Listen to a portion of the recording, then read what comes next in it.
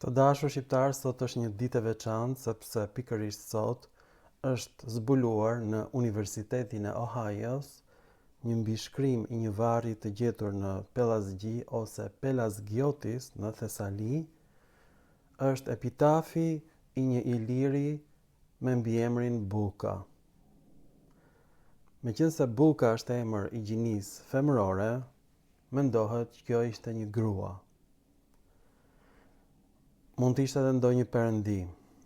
Tani e dim që fjala Buka është fjalë ilire lydiane, sepse autorët helen thonë që priftërinjtë egjiptian bën një eksperiment të mëndzyrshëm. Ata vendosën një djalë të vogël në një tempull dhe nuk lanë që të fliste me nënën e tij dhe me askën tjetër në botë për të zbuluar se cila ishte fjala e parë që thot njeriu. Dhe sipas priftërinjve egjiptian, fjala e parë që ai shqiptoi ishte Bekos, që do thot buk. Bekos është në gjuhën lydiane, ilire, në Azinë e vogël, dhe Buka është emri i gjinisë femërore, është në gjuhën shqipe, është në gjuhën e Pellazgjisë. Është mbiemri më i bukur Arvanitas.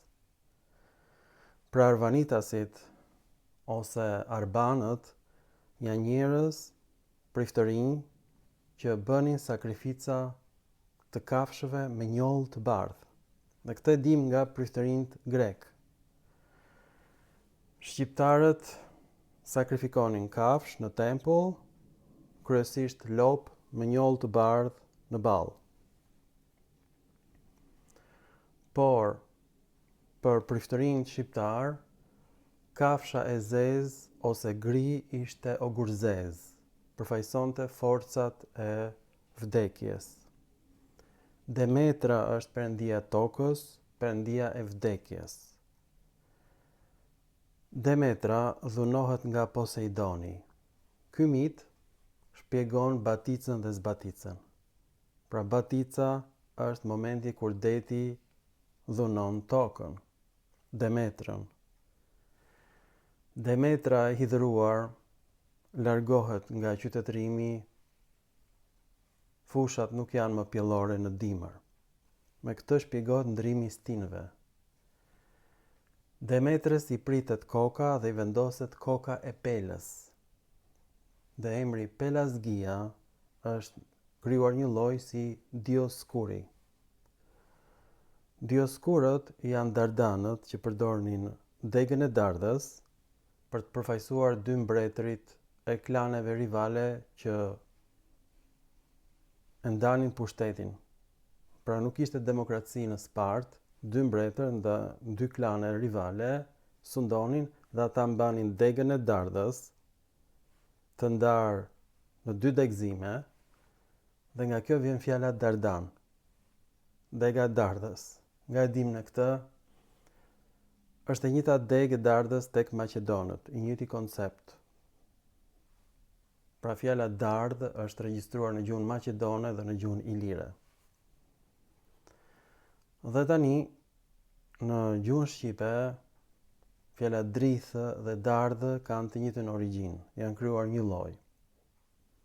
Pra, perëndia dardane është perëndia e dardhës dhe perëndia e drithit. Dega e dardhës përfaqëson ndarjen e pushtetit.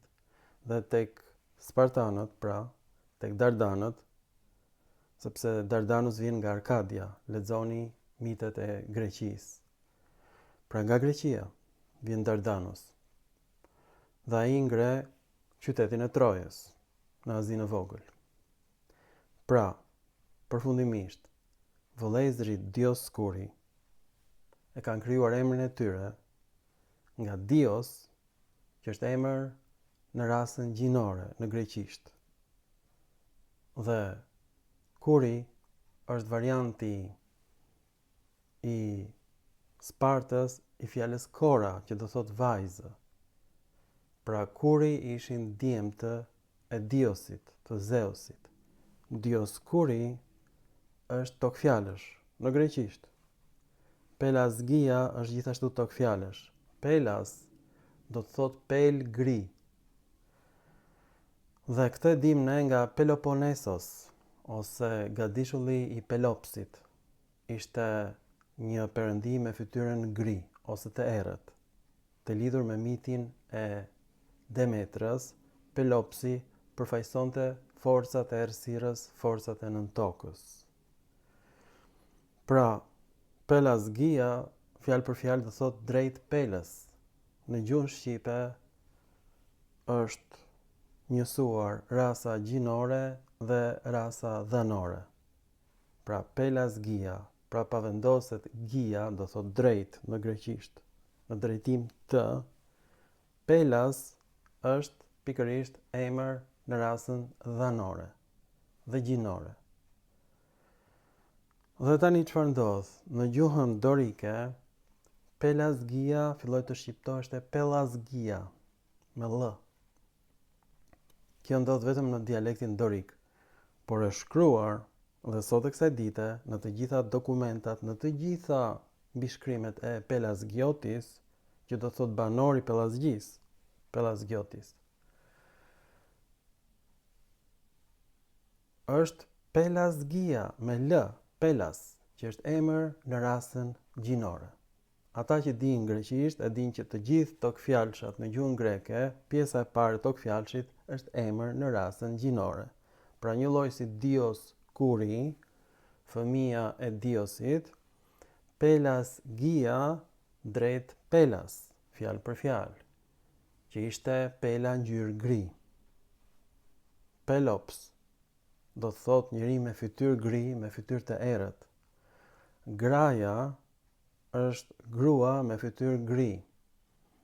Është emri i Demetrës në dimër. Në dimër toka bëhet gri, toka humbet lulëzimin dhe sipas legjendës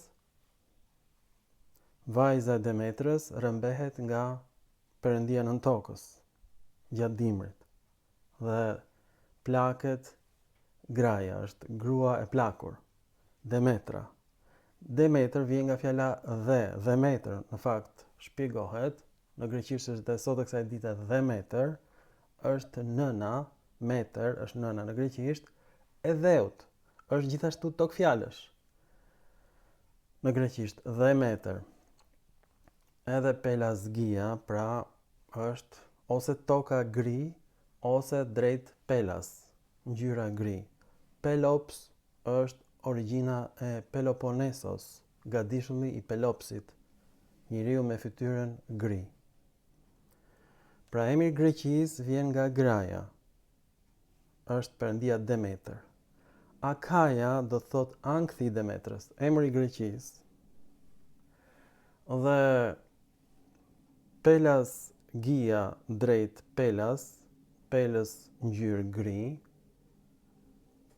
Të gjitha këto emra, Akaja, Graja, Pelasgia, janë përfaqësuese të Demetrës në dimër, të hidhërimit të saj, ose nga dhunimi i Poseidonit, ose nga largimi i vajzës së saj drejt nën tokës. E besoni apo jo? Pra, në momentin kur Hadesi rëmben Persefonën, Demetra plaket me njëherë. Toka e humb lulëzimin, plaket. Pastaj kur kthehet Persefona, vajza e Demetrës në pranverë, ajo e fiton nusërinë e saj, Demetra. Të gjitha emrat e Greqisë janë kuptimi i fjalës perëndia e tokës. Pelasgia, pela gri. Demetra me kokën e Pelas. Peloponesos, Pelopsi me fytyrën gri, Graja, Demetra e plakur, grua me fytyrën gri. Akaja, ankthi Demetrës gjatë dimrit kur i ikën vajza e saj me Hadesin drejt tokës.